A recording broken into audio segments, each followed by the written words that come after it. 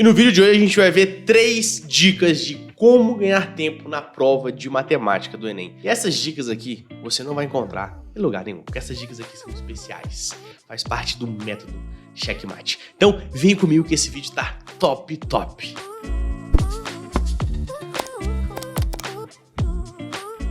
Então vamos lá, sejam muito bem-vindos e bem-vindas! Se você não me conhece, meu nome é Felipe Calasso, sou professor de matemática, criador do método de como alcançar acima de 800 pontos na prova de matemática, nem estudando menos da metade da matéria. E aí é o seguinte, muita gente fica agarrado nas questões de matemática, tem problema com o tempo na hora de resolver a prova de matemática do Enem. Inclusive, deixa aqui nos comentários se você é o tipo de pessoa que tem problema de tempo. Felipe, eu gasto 4 horas para resolver a prova de matemática do Enem. Isso é grave, tá? Tem gente que deixa de fazer algumas questões porque não sobra tempo. Se você é o tipo de pessoa que tá deixando de fazer algumas questões porque não sobra tempo, isso é gravíssimo. E aí, tem várias formas de a gente ir arrumando esse cara, tá? Esse cara que eu digo, esse problema que é o tempo. Aqui eu vou estar dando 3 dicas pra gente resolver as questões de maneira muito mais rápida. Mas também tem parte de estratégia de prova, então tem várias outras coisas que envolvem pra você ganhar tempo na prova de matemática do Enem. Sobre estratégia de prova, eu vou deixar o linkzinho aqui. Veja esse vídeo, porque esse vídeo faz muita diferença na sua vida de pré-vestibular, ou seja, na sua vida quando você estiver fazendo lá a provinha do Enem, a parte de matemática. Tranquilo? Então vamos lá. E é o seguinte, esse vídeo aqui de hoje, ele não vai ser só teoria, porque se eu falar as dicas, vai ficar algo um pouco abstrato, então a gente vai resolver as questões com essas dicas, para não ficar algo muito, você vê por aí, então a dica é calcule de cabeça. Faça os cálculos de cabeça. Mas você fala, faça os cálculos de cabeça? Isso é muito abstrato, mas qual cálculo? Qual cálculo eu tenho que saber? Então a gente vai estar vendo isso aqui na prática. Se não for exercícios do Enem, a gente vai estar vendo exercícios do Enem PPL, tranquilo? Então teoria e prática. E é o seguinte, você que tá aqui, já curte esse vídeo, porque você sabe que você curtindo esse vídeo, a probabilidade de você passar no Enem aumenta, beleza? Já se inscreve no canal e manda esse videozinho aqui pro grupo da sua família, pro grupo de oração, pro grupo de estudo que você tem. Manda pra alguns grupos. E é isso. Então, bora começar. A primeira dica é uma dica que tem algumas pessoas que usam pra outras matérias também, tá? Essa é uma dica um pouquinho mais geral, mas vale ressaltar ela aqui, a gente vai ver na prática como é que a gente faz, que é ler diretamente o comando da questão. Lê diretamente o comando da questão. Felipe, como assim? Muitas vezes a questão te dá um texto gigantesco que você não precisa do texto para resolver. Eu posso te dar uma questão gigantesca e o comando da questão tá assim: ache o valor de x da figura. Ou seja, meio que não importa o texto que ele vai dar. Obviamente pode estar alguma informação no texto, mas muitas vezes não está. E aí basta a gente ter esse discernimento na questãozinha. Então vamos para a primeira questão. Então a gente está aqui com uma questão de função de primeiro grau, beleza? Uma questãozinha que caiu no Enem PPL, se não me engano, de 2019. Então ele te dá esse textinho aqui, grandinho, e como ele já tá, eu bato o olho na questão, você não precisa disso que eu vou te falar, tá? Mas isso é um extra. Você bate o olho na questão e você já tá vendo que as alternativas são equações e tem um gráfico, eu já iria direto fazer isso aqui. Só que eu vou ler o comando da questão. O comando da questão está falando o seguinte: a expressão algébrica que relaciona a quantidade de combustível no tanque e a distância percorrida pelo automóvel é... Você te deu o gráfico, não interessa o que vai estar escrito aqui em cima, não vai interferir nessa questão. E a gente faz esse paranauê aqui. E aí lembrando, tem 3 formas de você resolver essa questão, que também vai entrar nessa parte aqui de como resolver as questões rápido, tá? Nem estava no script do vídeo. Mas a gente pode fazer isso aqui por sistema. Lembrando que eu não vou explicar aqui, o objetivo não é explicar a função de primeiro grau, beleza? A gente pode fazer isso aqui por sistema, eu vou citar como é que a gente resolve o sistema. A gente pode fazer isso aqui substituindo nas equações. E a gente pode fazer esse cara aqui, o meu C cedilha parece um S, não dá para entender. Ou a gente pode fazer esse cara aqui, análise gráfica. Eu vou citar aqui mais ou menos, eu diria que essa solução aqui demora 3 minutos. Eu vou colocar assim, 2 minutos e meio. Essa aqui demora 1 minuto e meio. Essa aqui demora 30 segundos. Vocês estão percebendo a diferença? Uma pessoa que está fazendo do primeiro jeito, ela está gastando 2 minutos e meio, a outra está gastando 1 minuto e meio, e a terceira está gastando 30 segundos, que é o método ninja. É o método que tem que saber. Isso, um parêntese aqui, isso eu falo para meus alunos. Lá no curso, a maioria dos exercícios eu procuro resolver de mais de uma forma. Por quê? Para a gente exatamente saber disso aqui, ó. Eu poderia resolver só por sistema, e você achar que esse exercício aqui só se resolve por sistema. Mas se eu colocar mais de uma forma, você tem que saber qual forma que é mais rápido, e você aprimorar essa forma, beleza? Então, olha só. A primeira forma, que é o sistema, eu só vou citar aqui, a gente tem que pegar dois pares ordenados. Que par ordenado que é esse aqui? O x está valendo 0 e o y 50. E esse carinha aqui, o x está valendo 500 e o meu y 0. Eu vou ter que criar um sisteminha. Como é que é esse sisteminha? Lembra lá que a função de primeiro grau é regida por essa lei aqui, ó. Y é igual a ax mais b. Aí eu vou ter que criar um sisteminha e substituir esses valores aqui. Se você não está entendendo, segura, 30 segundos. Tudo vai ficar claro. Então, o y aqui, onde é que está y, que eu quero achar o valor de a e o valor de b. Se eu acho o valor de a e o valor de b, eu vou estar descobrindo aqui em minha equação. Então, eu vou vir aqui pegar o y e colocar esse cara aqui valendo 50. Depois eu vou pegar o a, depois o x, na verdade o x vale 0, mais b. E depois aqui eu vou colocar o quê? O y valendo 0, vai ficar a, que eu não sei quanto que vale, o x valendo 500, só estou substituindo esses pares ordenados aqui, mais b. Aqui, ó, vai ficar 0, o b vai ficar 50. Nessa primeira equação, o meu b dá 50, então eu vou chegar aqui, ó, vou substituir esse cara. Vai ficar mais 50 aqui. Vou passar o 50 para cá subtraindo, vai ficar o quê? Menos 50 é igual a 500a. Posso cortar esse cara com esse cara. Se eu passar o 50 dividindo, vai ficar a é igual a menos 1 sobre 10. Fazendo as continhas aqui um pouquinho mais rápido. Se eu descobrir o meu a e meu b, eu consigo achar a minha equação. O meu a vale menos 1 sobre 10 vezes x mais 50, que é o meu b. Eu olho aqui, alternativa letra B. Demorei mais ou menos uns 2 minutos para resolver essa questãozinha. 2 minutos e meio. Agora, olha o jeito de substituindo valores. Como é que seria? Eu pegar esses carinhas aqui, ó, esses meus pares ordenados e testar nas equações. Então, por exemplo, na hora que eu pego os 50 aqui, ó, o x valendo 0 e esse cara valendo 50, eu vou pegar aqui, vou colocar o x valendo 0 e, opa, deu 50. Então tá bom. Essa aqui, por enquanto, tá certa.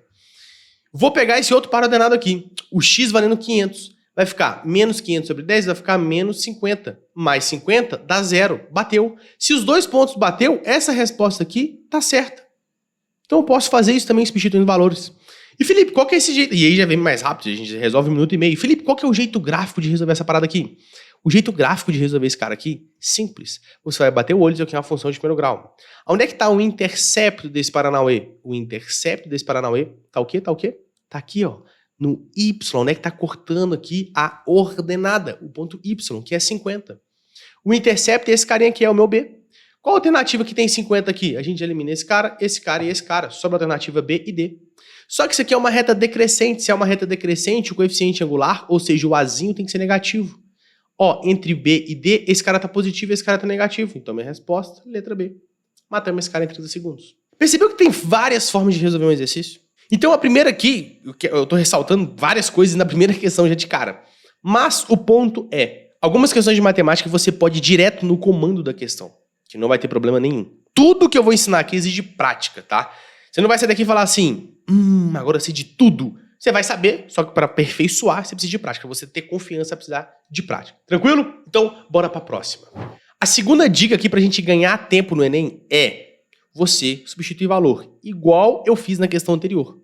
Só que substituir valor a gente pode fazer em várias questões. Aqui eu peguei mais uma função de primeiro grau, a gente pode fazer isso em várias. Função de segundo grau, função exponencial, função logarítmica, função trigonométrica, questões de sistema de equações, a gente pode substituir valor. Então vamos ler essa questãozinha aqui rápido. Uma empresa tem diversos funcionários. Um deles é o gerente, que recebe R$1.000 por semana. Os outros funcionários são diaristas. Cada um deles trabalha 2 dias por semana, recebendo R$80 por dia trabalhado. Chamando-se de X a quantidade total de funcionários da empresa, a quantia Y reais que essa empresa gasta semanalmente para pagar seus funcionários é expressa por... Você vai simplesmente substituir valor. Felipe, que valor que eu vou substituir? Se eu tenho na minha empresa um funcionário, qual que vai ser o valor do meu Y? Se você tem só um funcionário, quem vai ser esse cara? Vai ser o gerente. Então você tem que receber R$1.000. Você sabe disso, com certeza, sabe disso. Então a gente vem aqui e fala assim, ó, o X valendo 1 tem que dar 1.000. Então esse cara aqui deu bom, porque vai ficar 80 mais 920, deu 1.000. A letra B aqui deu 1.080, então não pode ser. A letra C tá dando 1.160, então não pode ser esse cara. Esse cara aqui deu bom e esse cara aqui deu ruim. Ficou na dúvida entre A e AD. A e AD. E aí a gente vai fazer o quê? A gente vai pegar o segundo ponto. Então eu vou pegar o seguinte, e se tiver 2 funcionários? Se tiver 2 funcionários, o que vai estar acontecendo? Eu vou estar recebendo R$1.000 o gerente, ele recebe R$1.000, E o outro funcionário era o seguinte, ó, cada um deles trabalha 2 dias por semana, recebendo R$80 por dia. Então, se é 2 dias por semana e R$80 por dia, ele vai receber quanto? R$160. Então, mais R$160. Esse cara aqui dá 1.160. Então, você sabe que se você colocar um X igual a 2, se tiver 2 funcionários, um gerente e um funcionário, na verdade os 2 são funcionários, né? Mas se tiver um gerente e uma pessoa lá, um funcionário diarista, você consegue R$1.160. Então, você vai vir pegar aqui esse carinha aqui e o X valendo 2. O X valendo 2 aqui vai dar 1.080. Então, não pode ser letra A. Não pode, porque tem que dar 1.160. A letra D vai dar 1.160. Se eu coloco X valendo 2 aqui, vai dar 1.160. Então é a respostinha, letra D. E aí, nesse caso aqui, obviamente, gente, tem muita gente que vai falar assim, não, Felipe, mas você demorou 4 minutos para resolver essa questão. Sempre eu estou ensinando aqui no vídeo. Quando eu estou ensinando no vídeo, é um processo um pouquinho mais devagar, porque eu tenho que ensinar onde é que veio o valor, as continhas, beleza? Digo mais, na maioria das vezes você vai resolver mais rápido, com raríssimas exceções que você pode demorar um pouquinho mais, mas é muito mais certo que você vai acertar. Não tem chance de você cair em pegadinhas, tá? Inclusive, essa questãozinha aqui, muita gente errou porque quis escrever a equação e bugou. Tranquilo? Então, bora lá para mais uma dica. E antes de mais nada, como você resolve as questões mais rápido? Você assistindo todas as lives que está rolando no canal aqui, segunda-feira, 7 horas da noite. As lives não estão ficando salvas, beleza? Então é 7 horas da noite, segunda-feira. Já ativa o lembrete, já escreve no papel da parede. No papel da parede? No papel da parede. Não sei. Escreve na sua testa, na sua mão, no seu celular. Beleza? Então bora para a terceira dica. Então bora lá para a terceira dica. E é o seguinte. Essa dica aqui, lembrando que é a quarta dica. Você tá aqui, a quarta dica é a mais sinistra de todas. É a dica que você não vai ver em lugar nenhum, tá? Mas, já falando sobre a terceira dica, ela exige um pouquinho de maturidade. Tranquilo? Porque tem níveis e níveis. A gente pode usar ela tanto do básicozinho quanto do avançado hardcore. Eu vou ensinar do básicozinho aqui. O resto precisa de um método, tá? Precisa de um passo a passo que eu ensino, que eu precisaria de mais tempo aqui. No meu curso tem tudo bonitinho. Mas aqui a ideia é só ilustrar, para você sentir esse gosto de falar, opa, olha só que doideira que eu posso fazer no Enem. E essa dica, ela se baseia em arredondar valores. Isso é muito louco, eu uso muito isso no Enem. Pelo menos assim, eu diria em umas 7, 8 questões no Enem eu uso isso. Isso você faz ganhar muito tempo, tá? Só que de novo exige maturidade, a gente vai ver na prática aqui agora como que a gente pode fazer isso. Então vamos lá.